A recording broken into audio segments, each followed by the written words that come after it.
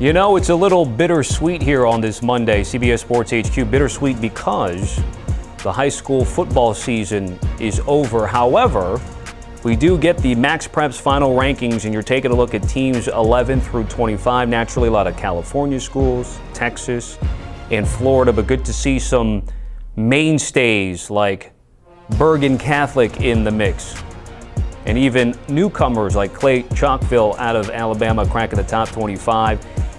And we're going to break down the top 10 and top 5 here on CBS Sports HQ. What's good, streaming people? Tommy Tran, joined by Zack, Poff, and Steve Montoya from MaxPreps. And before we get to the top 5, Zack, just give me a sense of 6 through 10, sort of how close those teams were to cracking the top 5 in your eyes.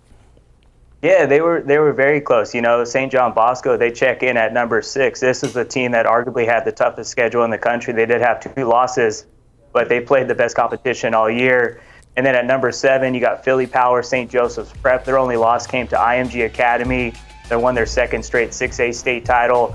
Duncanville just won the 6A Division I state title, repeated as state champs. Their only loss came to DeSoto. And St. Thomas Aquinas, they won their 5th consecutive state title, loaded with big-time players.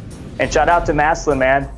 They won their first Ohio State title since the OHSAA implemented a playoff system in 1972, and they capped off a perfect 16-0 season. Great little recap of 6 through 10, but guys, we're going to go top 5. We're going to go in reverse order, so we'll start at number 5. And Zack, you're up first here with DeSoto out of Texas. Yeah, man, you know me, I love those saucy teams, and DeSoto was as saucy as any team in the country this year. You know, this was a team, they went 15-0. They averaged better than 50 points per game. DJ Bailey, big-time senior quarterback, and Dalen Singleton. This is one of the best wide receivers in the class of 2025. All he did in their 74, that's right, they scored 74 points in the 6A Division II state championship game in that 74-14 win over Summer Creek. The dude had 4 catches for 3 touchdowns in the first quarter alone. And I mentioned earlier, DeSoto had that huge win against Duncanville, 49-35 earlier in the season. That was really their statement win for DeSoto. And, you know, down the road for DeSoto, though, if they want to finish ranked more closer to 1 than to 5, they got to probably start playing at least one out-of-state game because they only played all Texas teams this year. Okay, taking a look at the notable prospects. A little advice there from Zack. Start that scheduling moving forward. Let's get to number 4. It's going to be IMG Academy out of Bradenton, Florida. Steve, you're up. Yeah, on paper, this is maybe the most loaded team in the country. I mean, they have 25 3-stars or better, 15 4-stars or better. I don't know about you, Tommy, but from my high school, we've had 1 4-star in our entire history. This team has 25 in 1 year, so your backups are 3 and 4 stars. And they probably have the best running back duo in the country. Derek Gibson, a 4-star Texas commit, and junior 4-star Alabama commit Anthony Rogers. So a Texas and an Alabama commit in your backfield. The thing with IMG, though, is they do not play for a state championship. They have a national schedule, and then they're done. That's what makes it tough to move them up near the top. And probably what sealed it was they beat St. Francis the last game of the year, 17-14. Chaminade Madonna and St. John Bosco had much better wins against St. Francis. So tough for IMG to move up above the 3 we're going to mention here coming up. But again, they are absolutely loaded on paper. No doubt, and you did tease one of the top 3 schools. Let's see if it comes in at number 3 for Chaminade Madonna. It will not. As we take a look at the final rankings, it's Bishop Gorman, Chaminade Madonna, and Mater Dei. So Zack coming in at number 3, the Monarchs out of the Trinity League in Southern California. Yeah, and the main reason why they didn't crack in at number 1, it was just hard for a team. I know they, played probably a tougher schedule than Chaminade and Bishop Gorman, but it's tough when you lose 28-0 like they did against St. John Bosco during the regular season. It's just hard to finish the year at number 1 when you have a dominant defeat like that. But I will say this, the Mater Dei Monarchs, straight loaded. They played a very tough schedule, and they might have the best defense in the country, and they showed that during their playoff run when they won the CIF Southern Section D1 crown, beating St. John Bosco 35-7 in that game. And then 2 weeks later, they shut out Sarah of San Mateo 35-0, and in that game, they only allowed 58 total yards. So a very dominant season for Mater Dei this year, but that 1 loss to St. John Bosco cost them finishing the year at number 1. But a great year for the Monarchs down in Santa Ana, California. State championship in the Open Division, taking care of Sarah out of Northern California. And then there are 2 left to go. Steve, you had mentioned Chaminade Madonna, and they do come in at number 2 in the final rankings. Yeah, they do. They had a heck of a season, undefeated state championship in the 1M division in the state of Florida. Arguably the top offense. They have the best player in the country in Jeremiah Smith, number 1 ranked player in the country by 24/7 Sports. And they have the best wide receiver duo in the country because they also have Josiah Trader, a 4-star Miami commit. Smith had 19 touchdowns, Trader 14, and then they also had 3-star Cedric Bailey as their quarterback. He completed 71% of his passes this year, 47 touchdowns, and their defense was no joke either. The team had a total 57 sacks combined this year. Zachary Crothers, their 3-star edge rusher, had 13 of them. He's a Pitt commit. So nothing but good thing for the Lions this year. I mean, they had a great season. It's too bad last year, the Geico Bowl, you actually saw Chaminade and Bishop Gorman play in Las Vegas, but this year those games were called off. It would have been amazing to see because it would have been 2 versus 1.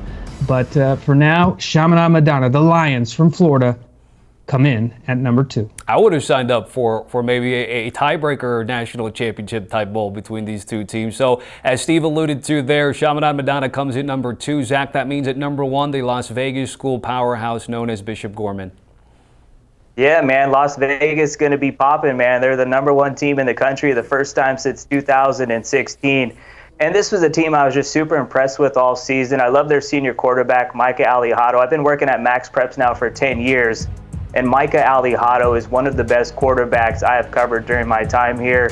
This year, all he did, he threw for over 2,700 yards. But the stat that really jumped out for me, dude had 35 touchdown passes and 0 interceptions. And you just look at Bishop Gorman's schedule, they dominated the out-of-state opponents. The only game that was close was against a very talented Miami Central team. But the win that really jumps out for me was that 56-28 win against Corona Centennial. And that game probably should have been even more lopsided than that. They also had a 60-15 win over Long Beach Poly and also an impressive win against Isaac Wilson and Corner Canyon, 63-42. This is a team they dominated all season. They won by an average margin of 37.4 points per game.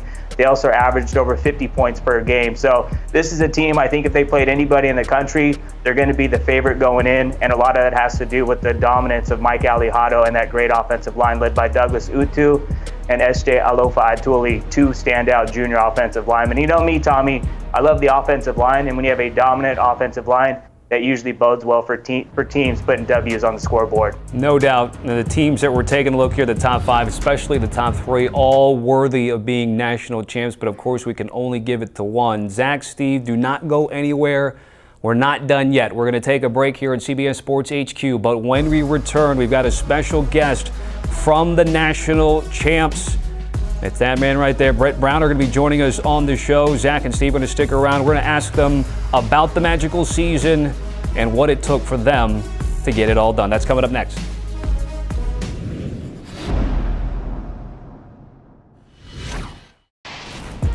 Welcome back, folks. Bishop Gorman beats out Mater Dei in Southern California and Chaminade Madonna in South Florida for the title of MaxPreps High School Football National Champs. Gale's no stranger to being honored as national champs with MaxPreps in 2016, even a three-peat in other publications. If you believe in common opponents, Bishop Gorman beat Miami Central, which lost to Chaminade. Gale's beating Corona Centennial, lost to Mater Dei this season. So in totality, a fantastic season with a state title and ends with a national championship moniker. And with that, we bring in Gale's head coach, Brent Browner, still with me here. MaxPreps is Zack, Poff, and Steve Montoya. Coach, great to be with you here in CBS Sports HQ. You know, it's not always easy to win a subjective award like this, but you come away as MaxPreps national champs. How's it feel in 2023? Oh, it feels like a blessing. You know, all the hard work is paid off for those young men, so I'm just so proud of them and so happy for them. Hey, Coach Steve, with MaxPreps, congratulations on a fabulous year. I think a lot of people are interested in just kind of knowing how you and your staff schedule, your preseason games and what you're looking for when you're kind of looking forward to 2024, what type of teams you're playing, and even in 2023. Just Can you go a little detail about how you want to find opponents? I know you guys are always looking for the best to play. Yeah, we're always looking to play the best. Unfortunately, not everybody always plays all the time, so it's just kind of about us asking. We'll ask anybody to play, and if they decide to play, we'll have that game. I think a big thing too is we love to travel, and we do a good job at that. So our schedule's probably almost set already for this next season coming up. So we have some big games on there. So when we finalize those contracts, I think it'll be a good schedule coming again. Now, I got to jump in then, Coach. You're going to let us know a couple of those teams you might be playing. But the real question I want to ask you, too, is about this senior class that just led you to this national championship and just how special of a group this was, led by Micah Alihado, who's really been one of the best quarterbacks I've covered during my time working here at MaxPreps.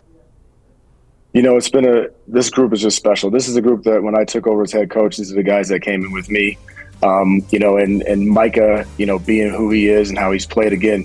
Stats wise, he missed the whole year with COVID. I think, they all missed that first year. So for those guys putting on the hard work and being able to do what they've done in such a short period of time and turn this program around to where it's at, I think is just amazing. Definitely have some games coming up. Obviously the biggest one I think everybody wants to talk about is Modern Day. Obviously we've got them on the schedule for next year. We definitely have some, we're looking to schedule a team from Florida, team out of Hawaii, and then, see if we can find somebody in Maryland. Brett, one more question before we let you go here. And of course, those on campus in the Vegas area and those at MaxPreps certainly know what you've been able to do. They're dialed in. For those that have not been as familiar with your guys' resume to this point, how would you describe the 23 season en route to a 12-0 record? Oh, man, just a lot of hard work. These guys put it in. We start in January, right? And we grind. The ability for these guys to do that, it shows, I think, at the next level, right? When our guys leave out of here, they're prepared for the next level. We have an impressive rate of guys that are being able to go right and play as freshmen. And I think it all happens from obviously the coaching staff that we have there. It's amazing. The discipline, the hard work that they learn, and they just love football. That's the biggest thing about this group, man. They just love football. I mean, we got done with the state championship game, and these guys are back out lifting, running routes themselves, just getting ready for the next year already. And I think that's just a testament to them and their hard work and just the kind of guys they are and the character they got. Well, Brent, certainly a fantastic season for you and your crew. We wish you nothing but the best here of the offseason as you gear up for 2024. Thanks for hopping on here with MaxPreps and CBS Sports HQ. All right, our thanks to Brent Browner as well as thanks to Zack, Poff, and Steve Montoya. Taking a look again at the final rankings from MaxPreps. It was close, especially in the top three. But Zack and Steve talked about what was the final difference with Bishop Gorman and that 12-0 season coming away with that state championship 5A Division I in the state of Nevada. We're not done yet in terms of prep sports this week. Coming up tomorrow, Tuesday, 3 p.m. Eastern, right here on CBS Sports HQ, we're going to reveal the National Player of the Year as well as the finalists. There are 5 well-deserving and well-qualified candidates, some of them coming from schools that we talked about, including Jeremiah Smith out of Chaminade Madonna, the Lion in the mix there. And then, of course, early signing day on Wednesday. The national signing window in December has become the day. A lot of times, historically, up until 2017, it had been in February, but now December is the date. And 24/7 Sports and CBS Sports HQ will have you covered all day long.